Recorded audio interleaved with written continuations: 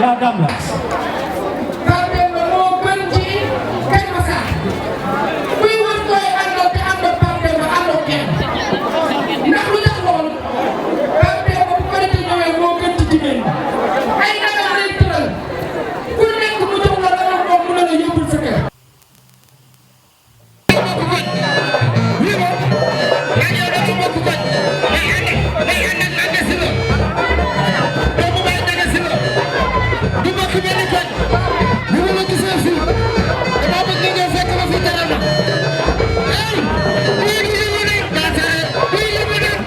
ma potu lampe dinaa ko taal mi ngi nii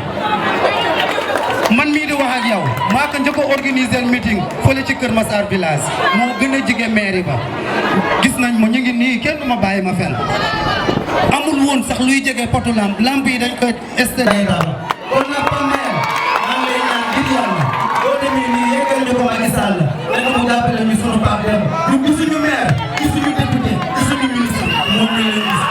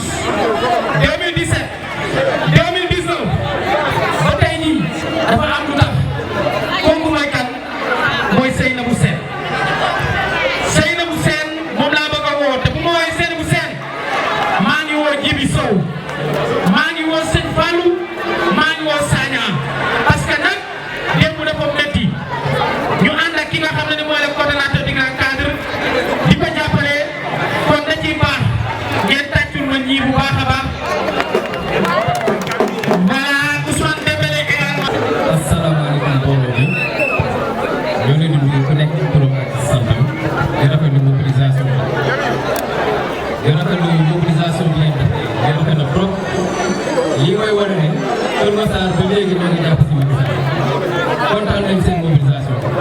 maa ngi nuyu spécialement waa Darou Moussi maa ngi nuyu ak foofu mooy sama base naturelle mais lu mu bëggoon wax yëpp tey du ko mën a wax parce que am na jeune léegi daanaka wax na lépp y a un jeune là qui a parlé daanaka wax na lépp waaw Bokar Diop ñoo ngi koy félicité avant tout ñoo ngi nuyu suñu invité yi te si invité yooyu am na benn invité de marque bu fi nekk pour mag a mag di ponkal si parti bi te liggéeyal Macky Sall monsieur Mayel Thiam honorable monsieur Mayel Thiam nekk vice-président au conseil des collectivités territoriales xam nañ sa liggéey parce que man yàgg naa liggéey yow si réseau des enseignants amul noonu jàppalewul donc ca kaw ca kanam sa invité yi mënuma citer ñëpp mais mën naa si distinguer kenn muy Cyril un cadre de l'APR ñu ngi lay nuyu di nuyu monsieur Mamadou Gueye président de l'ENEN le représentant du DG Birame Faye ñu ngi lay nuyu le représentant de l'Assemblée nationale ñu ngi lay nuyu ñëpp ñu fi toog ñoo leen di nuyu notre coordinatrice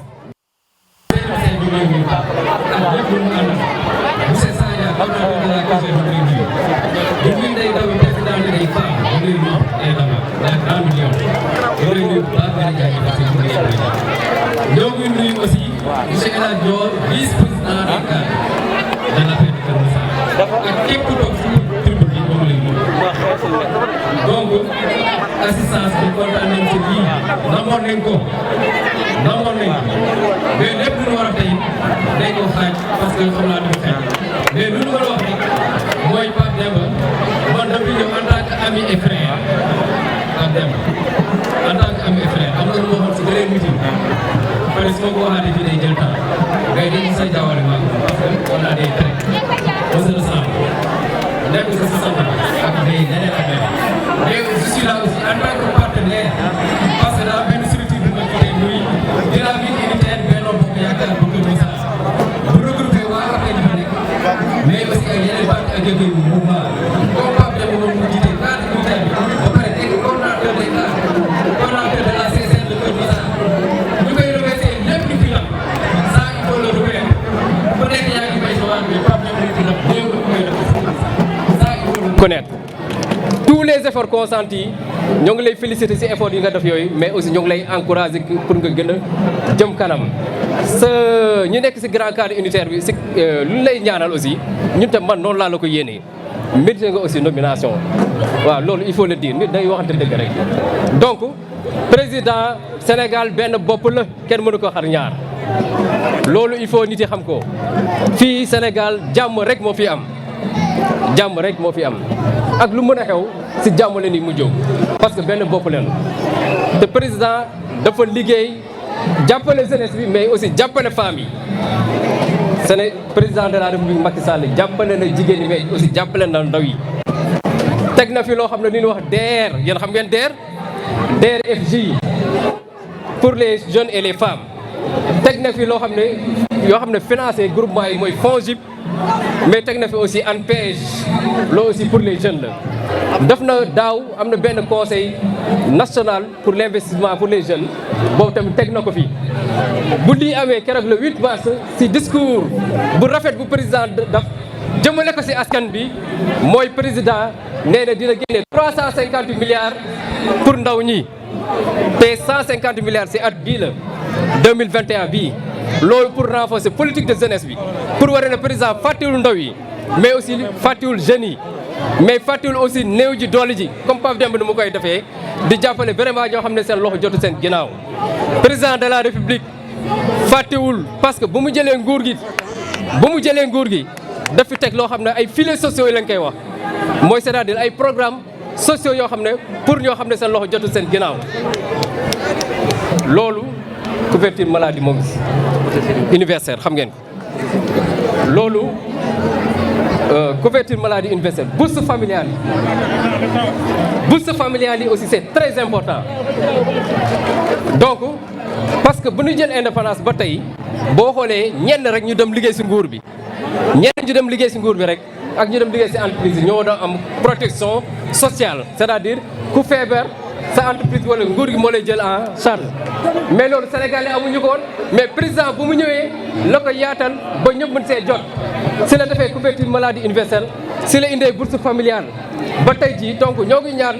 fii si Kër Massar ñoo ngi ñaan benn changement am fii te ñu dugal si ndaw yi seen loxo mais aussi dugal si jeune femmes yi pour un Kër Massar émergent et solidaire loolu lañ dem am lu ñu dem wax tey di kontaan si mobilisation bi di kontaan li fi am di féliciter Pape Demba di ko ni mon frère mon ami du courage monsieur honorable May Thiam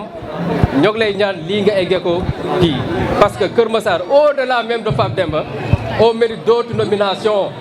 jeunes yaa ngi fii jigéen yaa ngi fii nañ leen nommé ñu liggéey Kër Massar merci merci. Nous donnons la parole à Seydou Sène. Bismillahirrahmanirrahim. Asalaamaaleykum mbooloo mi maa ngi leen di nuyu yéen ñëpp di jiite nuyoo bi nag suñu xarit suñu camarade de parti suñu lépp ki nga xamante ne moo ñu tete depuis bu APR nekkee APR ba tey muy monsieur Pape Mayel su ma nuyoo Pape Mayel nag nuyu naa délégation bu mu àndal yëpp ak délégation bu nekk ci bëjëm yëpp maa ngi leen di nuyu yéen ñëpp kenn ku ci nekk turam ak santam comme que dafa guddi moo tax mënuma lim amaana su ma limee duma matale di nuyu sama frère sama xarit sama taw yaay di le coordinateur des cadres muy Pape Ibrahima Demba ma bëgg ngeen tàccu ma ko baax a baax a baax su ma ko nuyoo ba pare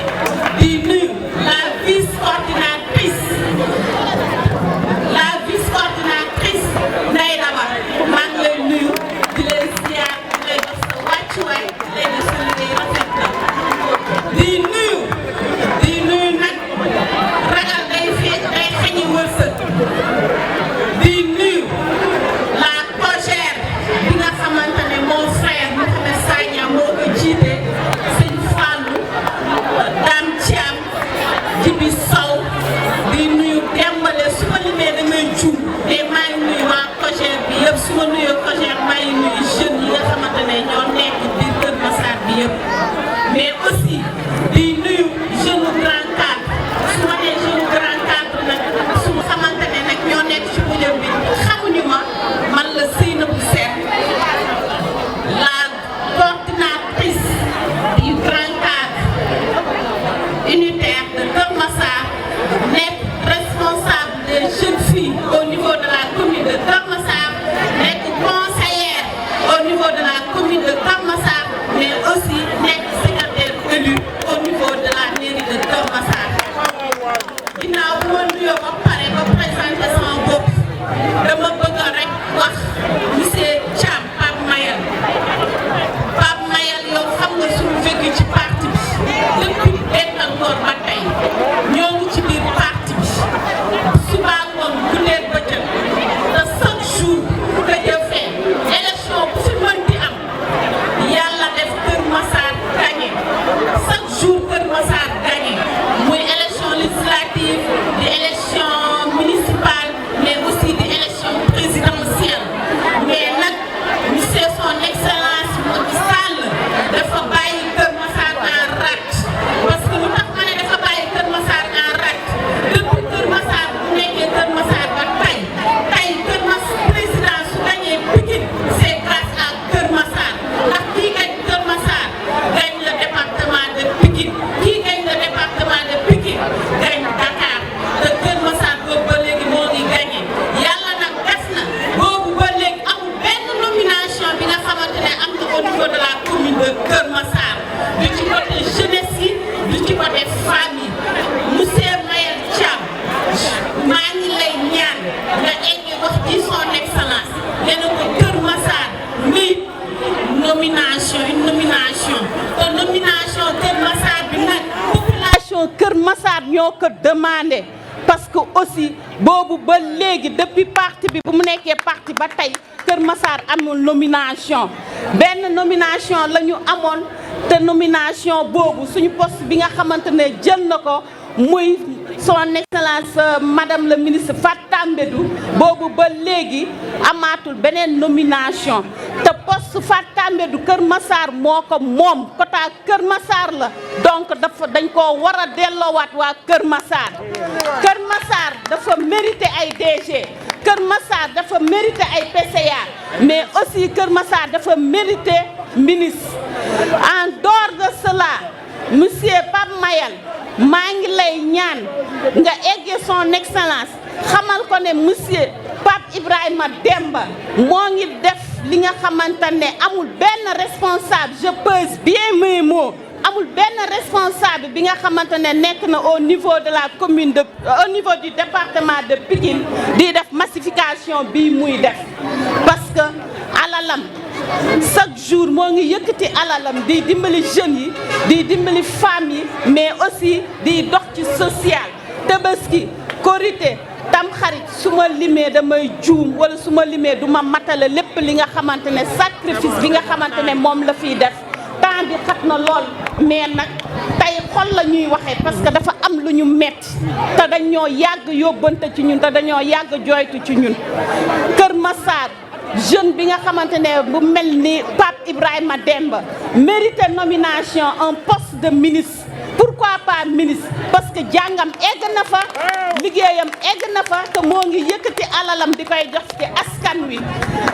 wax ji gudd na maa ngi jéggalu ci kàddu yi di ne bëggoon naa gën a yaatal mais temps bi moo ko matal maa ngi jéggalu di sant ñëpp di gërëm ñëpp mais mention spéciale aux femmes vraiment ku bëgg ñu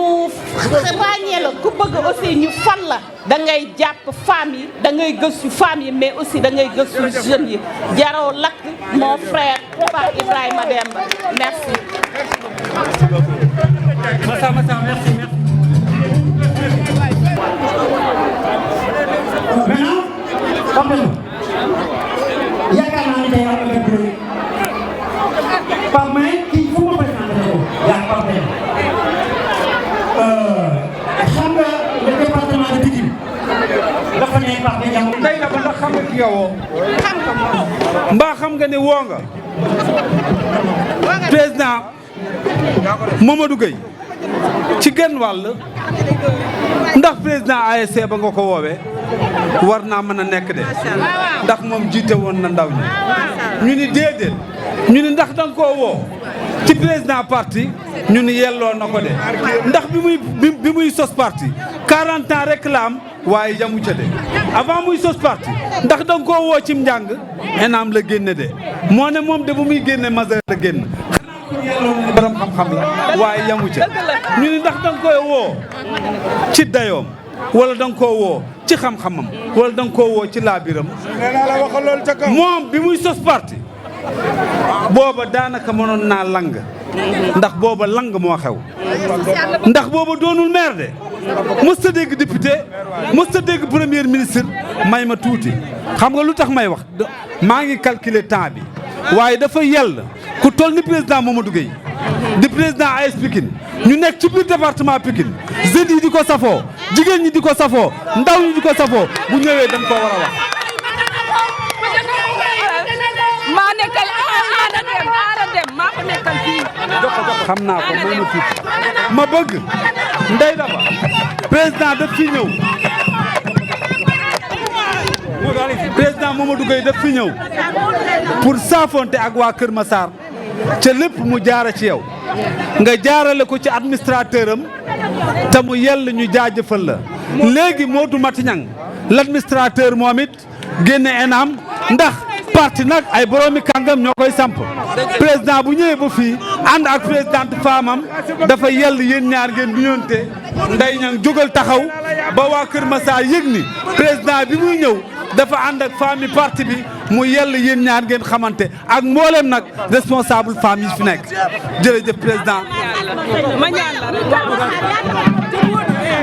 ma ñaan la ma ñu ngi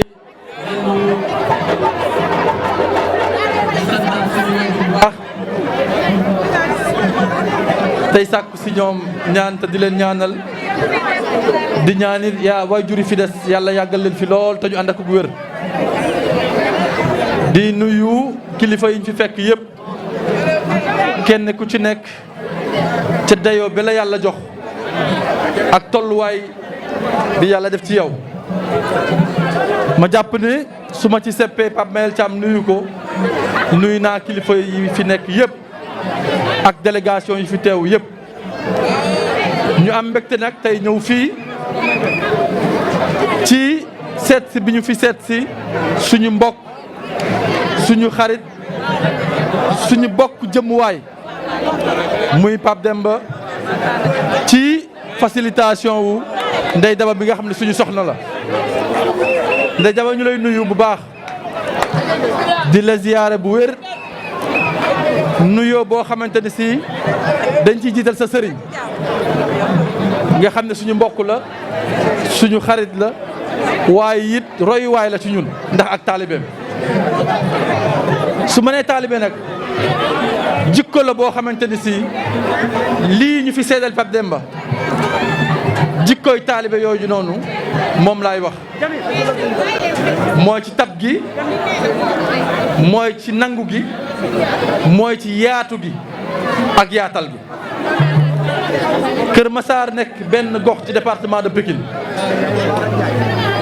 département Pikine nekk gox boo xamante ne si fii ci banlieue bi am na tolluwaay bu mag boo xam ne moom la yàgg a taxawee mais it moom la war a continuer di taxawee ndax yëngu-yëngu yii fi am fan yu ñu génn bi mu amee président de la République génn na wax ak askan bi wax ak ndaw yi waaye ci biir ndaw yooyu mu seppi ci ndawu banlieue bi kon sas nañu sas bu tolloog responsabilité bi gàllu ci suñuy loos te ñu mel ni Pape Demba dañuy relever responsabilité boobu wan ne yëg nañu ne am nañu une responsabilité historique bu gàllu ci ñun ñu war ko assumer devant l'histoire mooy taxawaayu kilifa bi ñu doon taxaw ci suñu wetu askan pour relever défis actuels yi ak défis futurs yi te loolu ngay def Pape Demba mooy taxaw ci jàppale jigéen ñi taxaw ci jàppale ndaw ñi di leen xirtal ci ñëwut xam-xam di leen xirtal ci yar di leen xirtal ci liggéey loolu mooy taxawaay bi nga xam ne moom la président di xaar ci ñun mooy taxawaay bi nga xam ne aussi moom lañ ko war a wan ne am nañ ko mën nañ ko te dinañ ko assumer devant l'histoire Pape Demba man damaa yëg ne dama laa war a sant ndax damaa jàpp ne ku defal ndaw fu mu mën a nekk Sénégal mën nga ko defal rawatina nag ndaw département de Pikine damaa jàpp ne ku taxawu jigéen mën nga ko defal rawatina jigéenu département de Pikine kon yow man yëg naa ne amel naa la ak cant gu mag a mag may ñaan nag ni ko sa naataango yi fi jaar ñaane yàlla yombalal la yàlla kattanal la yàlla dooleel la parce que loolu képp kuy def lu baax dañ laa war a ñaanal loolu ñu di la xamal ni it ñun dey ci wàllu wa ñu féete ak li nga xamante ne si ak néew mën nañu ko ci wàllu wu mënti doon pare nañ ko pour ànd ak yow joxante la ko jàppale jigéen ñi jàppale ndaw ñi parce que loolu la ñu jàpp ne mooy li ñu war a dimbale suñu askan. Ndeye Daba ñu ngi lay sas mission boobu noonu jaa ngi koy dox waaye bu lii paasee nañu gisantewaat beneen gise boo xam ne dinañu nas ay yitte ci taxawu ko jigéen ñi ci taxawu ko ndaw ñi surtout nag taxawu ko éducation bi parce que ñaari piliers yii bu ñu gisee yitte ji ci président def moo ñuy wan ne mooy piliers yi nga xam ne bu taxawul développement mënut a am mooy éducation mooy santé te Pape Demba mi ngi ciy bay waaram ñi ngi ciy def li ñu mën bu ñu boolee suñuy doole amaana la ñuy def dina gën a ñoŋ te dina gën a baax kon ñi ngi santaat jigéenu Kër Massar yëpp tey nag dama amaan mbégte bu baax parce que damaa ñëw fekk fi samay mbokk fekk fi sama yaay kooku doon wax sànq sama yaay la kii di wax ni li muy tuut sama yaay la soxna si mu dendal sama yaay la kon tey sama kër laa ñëw maa ngi lay ziaraat di ziar Ndeye Daba bu baax di nuyu Ahmed Bachir di leen ziar di leen jox seen wàccuwaay ñu ngi lay encouragé di la jaajëfal jërëjëf président. Modou Gueye yàlla na de Longfort ki jàppale Pikine ki jàppale jigéenu Pikine ki nga xamante ni yéex a jot ci moom la ñuy jooy Mayel maa ngi lay wax ni yow liggéey bi ngay liggéeyal président Macky Sall am nga ku la ci aw Pikine muy président Modou Gueye ndax nag daja bi wóorul bala nga xam sa waay da ngay dem ba këram nit ku am jom nit ku bëgg Pikine nit ku respecté Pikine nit ku bëgg doomu Adama ki nga xamante ni rëccu wunu lu mu do àndeek président Macky Sall yow xam nga ni man duma waxantu te tubar fakal la macha allah ni nga jàppale président Macky Sall jàppale ko say mbokk jàppale ko jigéen ñi noonu la Modou Gueye dafa président Macky Sall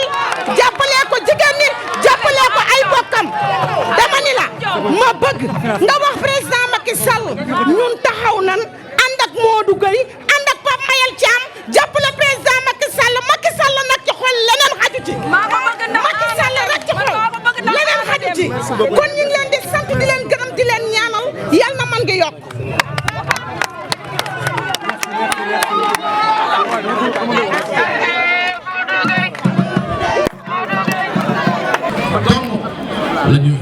lañu sant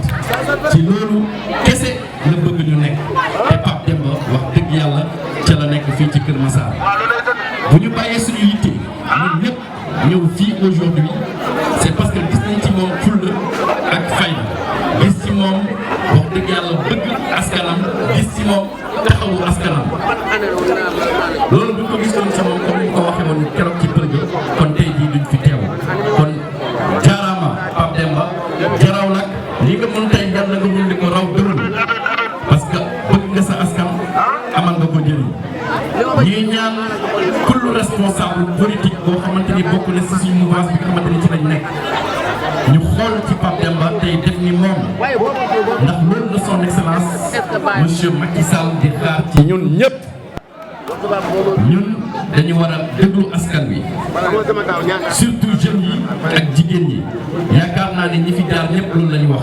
pourquoi parce que jeunes yi nga xamante ni ñoom ñoo nekk Sénégal booy xool 70% bi ñoom ñooy composer la population femmes yi booy xool 52% de la population du Sénégal ay jigéen lañu jigéen nag sama maam doon na wax ni baat bu yàqu la bu ñu ne jigéen jigéen la ñoo gën ci kër ñoo gën ci réew jigéen bu baaxee réew baax kon ñu ngi leen di ñaax encore une fois ci li ngeen nekkoon démb ak barki démb ci lu baax ngeen ne ci politique nag lu noble la comme ni ko Roger Garaudy yi doon waxee la politique est un grand bateau dans lequel nous sommes embarqués et nous sommes incapables chacun à ce qui le concerne de tirer son épingle du jeu au point qu'il serait insensé de dire que je suis apolitique ñun ñëpp ay politique lañ dès lors ñuy jóg di def lu baax suñu kër di def lu baax suñu quartier di def lu baax suñu gox di def lu baax suñu réew politique amul définition bu benn politique amul définition bu négative kon ñu ngi leen di ñaax encore une fois responsable politique yi nekk département de Pikine responsable politique yi nekk fii ci Kër Massar ñu gën a góorgóorlu ci ndaw yi ñu gën a góorgóorlu ci jeunes yi ndaw yi lu ñu soxla lenn la muy xam-xam nañ leen jàppale ci ay formation ñu am xam-xam ndax ñoom ñooy ëllëgu réew mi ndaw yi lu ñu soxla mooy xam-xam jigéen ñi lu ñu soxla nañ xam-xam soxla nañ aussi formation professionnelle pour mun a am métier waaye itam soxla nañ financement ku leen jàppale ñu jëmale réew mi kanam fii dégg naa ni Pape Demba li nga fi def dañ koo ful loolu moo waral lii yëkkati nga 1 million jox leen ko te leer na ma ni instant bi triplé nañ ko mbaa ñu quadruplé ko loolu jigéen a ko mën jox ko benn grain bu ndaw mu multiplier ko kon dañ leen di ñaax encore une fois jàpp bi nga xamante ni jàpp ngeen ko Pape Demba jàppale bi ngeen koy jàppale ngeen gën cee nekk ndax loolu mooy ànd ci ngor ak ci dëgg ngeen bëggante jàppante en tout cas man de fi nga xamante ni fa laa nekk di fa militer mooy fee ci Fatick ci lii lañ nekk ci développement ndax politique développement kese la politique du leen lu dul développement et c'est la sauce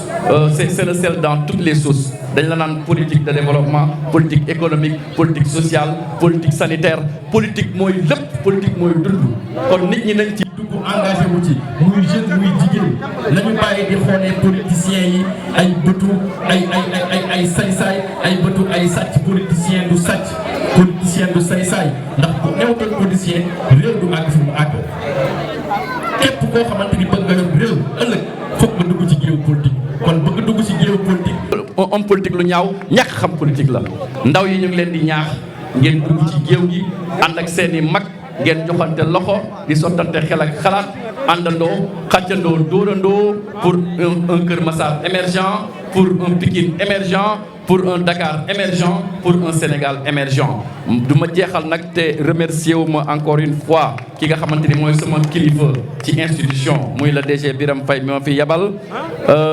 aussi tamit remercier ki nga xamante ni moom mooy le président Macky Sall ci njëriñ bi mu amal askan wi ci li nga xamante ni mu ngi koy def ngir Sénégal jëm kanam kenn umpalewul ni le président jógewul ci jël loxoom di ko def ci li jëmale Sénégal kanam xaj na boppam lépp ngir Sénégal kon ñun nañ ko jàppale parce que moom moo fi nekk moom la fi yàlla teg le Sénégal a toujours été très bien doté en matière de président on a eu un président poète vraiment état après un économiste ñëw wan ñu yoonu xaalis gannaaw nag dégg nañ tubaab xam nañ état am nañ xaalis yàlla andil ñu un ingénieur bâtisseur constructeur qui est en train de construire le Sénégal kon nañu ànd ñun ñëpp ñu construire Sénégal pour Sénégal jëm ci kanam je vous remercie.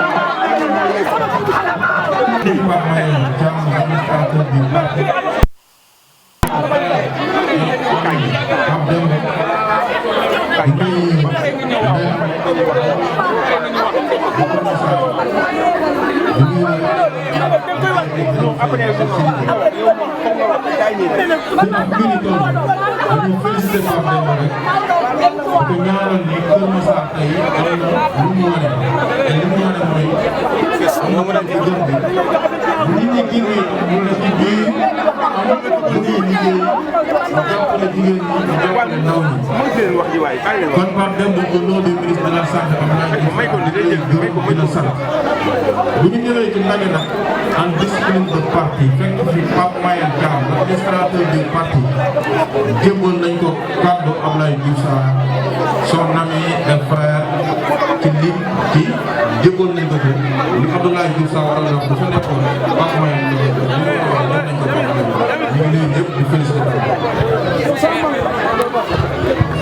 Bye.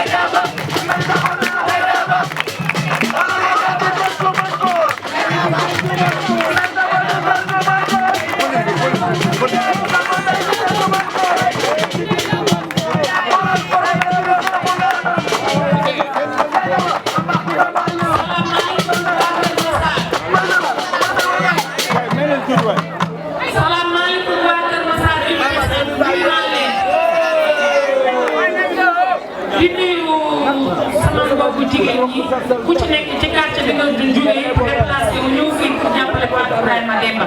maa ngi nuyu ñëpp di leen wax ngeen jug sargal suñu coordinateur maa ngi ñaan ñëpp ngeen jug taxaw sargal suñu coordinateur.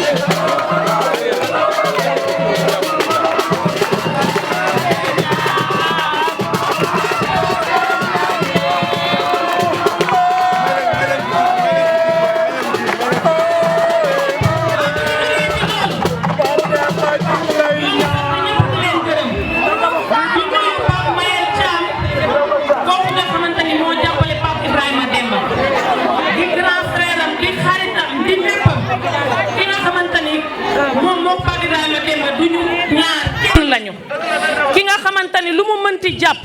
bu Pape Ibrahima Demba soxlaa Pape Mayel Thiam pare na pour bàyyi lépp ñëw fekk Pape Ibrahima Demba fu mu nekk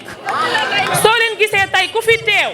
ñu jox ko paral bàyyi Pape Mayel Thiam mu toog Pape Demba dafa toll ci di fesal di wan Pape Mayel Thiam li nga xamante ni moom lay liggéey ci Kër Massar te Aïda soxnaam su baax soosu nga xamante ni toog di ko ci jàppale moo tax ñoo ngi gërëm Pape Mayel Thiam bu baax di ko sant suñu jógee ci loolu maa ngi ñëw ci suñu coordinateur muy Pape Ibrahima Demba l'homme fort de Kër Massar kooku nga xamante ni dindi na fi coonoy jigéen ñëpp dañ daan dem ci banque yi di fa rang ñu ñuy jéppi léegi lebatuñu ci benn banque Pape Ibrahima Demba dindi na fi loolu man Ndeye Daba présidente des femmes chaque mercredi maa ngi ak 500 000 yoo xamante ni dama koy financer femmes yi amul remboursement loolu Pape Ibrahima Demba l'homme fort de Kër Massar moo ko def fii ci Kër Massar. Pape Mayel Thiam ma lay wax ni la Pape Ibrahima Demba ndawal yàlla loo xamante ni la daa amal Kër Massar njariñ Pape Demba ngi fii ci Kër Massar di fayal ay xale yoo xamante ni école fii te du ko wax du ko jëfee Pape Ibrahima Demba mi ngi fayal nit ñi ay location Pape Ibrahima Demba képp ku fi feebar pare na pour taxaw jàppale la nga faju ba wér Pape Ibrahima Demba soxla bu nit nekk mu woo ma ni ma Ndeye Daba gaawal faj soxla boobu amul benn nelawu guddi ndax faj soxla askanu Kër Massar ñuy lancer président message di ko wax ni ko na jàppale Pape Ibrahima Demba boo yoree ndaw lu bari njariñ nekk ci gox moo xamante ni da lay jàppale ca parti ba xaarul nomination day dem ci moyen boppam da nga koy jàppale ndax mu mën a jàppale askan ba nekk foofu bu ko defee parti bi gën a dëgër ndax APR bu toogee Kër Massar ba tey Pape Ibrahima Demba la su ma jugee ci loolu maa ngi gërëm suñu mbokku jigéen yëpp ak jigéenu grand cadre unitaire ñi nekk ci projet mercredi bi parce que man Ndeye Daba su ma amee doole tey ñoo ma dooleel ndax man mënuma dara kon maa ngi leen di sant di leen gërëm di leen wax nag ñi ngi jëm ci ay local ci kattanu yàlla takku leen ba dëgër bu leen kenn nax ñu fas yéenee jiital suñu coordinateur mu changé xar-xaru kanamu Kër Massar ci moom la ñu am yaakaar te incha allah rabbi dara duñu naqari bu boobaa ki amagul benn nomination mani ki amagul benn nomination di la dimbali di taxaw ci say soxla di la jox financement te doo ko remboursé kooku bis buñ ko tegee ci maire bi xam ngeen ni mu jàppale ñu kon nag legetu kase naxatu bayi dëggal leen seen bopp xaar ñu egg fi ndax fii kenn mënatuñu fee jiite ñun yor nañ mbooloo moo xamante ni base politique bi Pape Ibrahima Demba ñoo ko yor ñun fee kenn mënatuñu fee jiite fii ñun ci mairie Kër Massar bi may sant ñëpp di leen gërëm di gërëm tamit jeunesse bi waa kay merci beaucoup.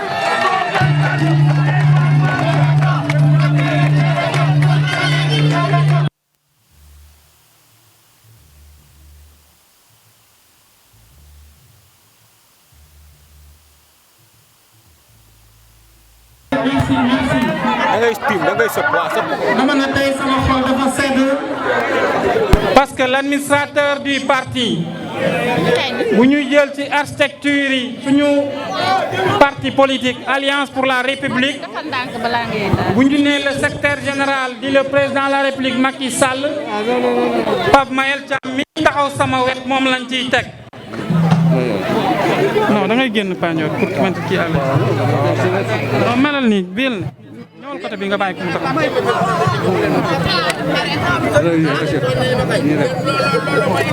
mooy tëj fil bi quoi fil bi.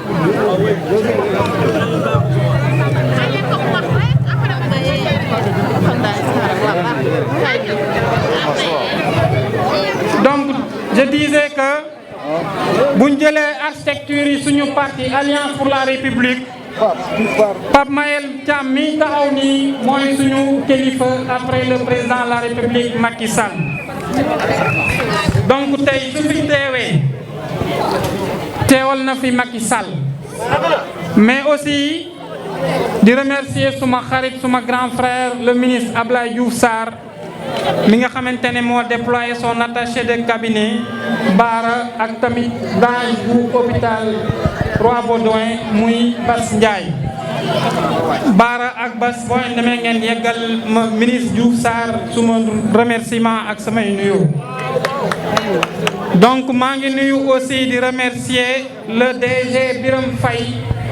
directeur général bu ASP bi nga xamante ne ni moom moo envoyé monsieur Sidibé di nekk chef de service d'exploitation au niveau de l'ASP. mais aussi di remercier Pape Mayel Thiam avec la forte délégation bi mu àndal monsieur le maire. di nuyu suma sœur Aïda di nuyu aussi Cyril nga xam ne ñoo bokk benn secteur mooy la convergence des cadres républicains di suñu kilifa aussi ci parti bi ci vision Macky 535 temps bi moo xaw a compliqué ak organisation bi ñëpp bëgg a wax loolu moo tax xëy na mënuñ jox ñëpp kàddu mais je crois que li may wax dama koy résumer damay remercier sumay frères le coordinateur de la COJER Mohamed Sagna di remercier suma sœur Seynabou Sène di remercier son petit frère Djibi Sow ak Sëñ Fallou di remercier aussi suma petite sœur Mariama Niass mais nag di dooro ñëw ci ñi nga xamante ni nii tey gannaaw yàlla gënant bi bu liy taxawee ba egg fii nañ ko wax rek mooy te des ci loolu mooy la grande présidente Ndeye Daba dama bëgg ngeen tàccul ma ko maa ngi remercier Ndeye Daba bu baax a baax a baax sa taxawaay rafet na sa liggéey rafet na dama wax tey benn kilifa ma ne ko Ndeye Daba Macky Sall lay jàppale wu ma massification bi muy def président Macky Sall moo tax mu koy def dama ne bu ñuy jël suñu alal di ko def ngir le président de la République dafa am loo xamante ne nii mooy lu war la le président Pape Mayel Thiam dañ ko woo mu ñëw li ma ko woo ak temps bi bu doon keneen la du ñëw mais respect ak considération bi ma jox moo tax mu bàyyi ay soxlaam yëpp annulé ay rendez-vous mu ñëw président maa ngi jégalu te di la xamal ne da nga bokk ci man raison pour laquelle ma mun la téye ba heure bii vous faites partie de ma famille votre maman est la mienne au passage nga nuyul ma ko te ñu ngi jégalu bu wër ci situation bi mu demee leneen li ma ciy wax moo nekk ne jeunesse bi ñoom Bokar Diop seen taxawaay rafet na Jamil mention spéciale dama ne mécaniciens yi secteur artisanat maa ngi leen di remercier waa unité 15 Soda Fall Fat Mbalo Ami Guewel Kardiatou Niass zone de recasement Abikan su ma leen limee Aïssata Dak madame Tine damay juum Kenza waa Arafat mention spéciale waa Boun Mam Bint maa ngi leen di gis Fari Lawbe Daaray Kamil maa ngi leen di remercier ak Anta dama ne waa Fass ñoom Fat Seck maa ngi leen di remercier dama ne Kër Massar dafa am lu mu di bindoo léegi takku leen ñu taxaw soxlawuma kenn pour ñu ñuy puus ñu dem yéen la soxla ngeen puus ñu dem APR amul secret liggéey la département de Pikine ci lañ bokk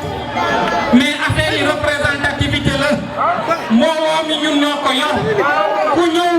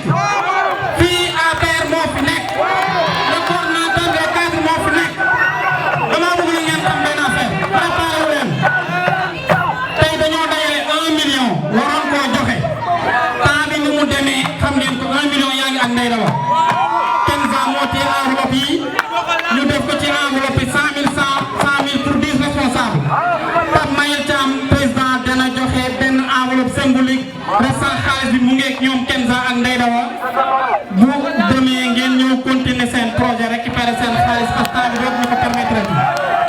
loolu ñuy def suñu alali bopp la dégg naa seen message président dina ko jot parce que fii ñi fi nekk ay ndawal président la mais dama bëgg rek ngeen dalal seen xel man li ñun li ñuy def defuñ ko pour lenn dañ koy def pour son excellence comme loolu la nañ continuer massifier mairie Kër Massar élection locale yi bu jotee ñu xeex dem récupérer ko fii coordination parti bi la ñu soxla ñu wax ci leen APR Kër Massar kenn mënatuma fee jiite parti bi ci sama loxo laay xeex pour ma téye ko ak ñu njàng ak ñu représentativité dama ne déglu leen